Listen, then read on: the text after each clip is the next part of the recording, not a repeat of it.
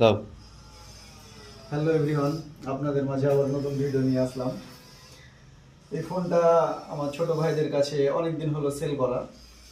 তো যা হোক, আমরা ফোন ওভাবে কিনে নিই না, এক্সচেঞ্জ করে দিই। তো যা হোক, আমার ব্যর্থতার কারণে আমি ফোনটা এক্সচেঞ্জ করে দিতে পারিনি। ছোট ভাইরা যে মডেলটা পছন্দ করেছে, মডেলটা আমার কাছে অ্যাভেলেবল নাই, এই জন্য আমি এক্সচেঞ্জ করে দিতে পারলাম না।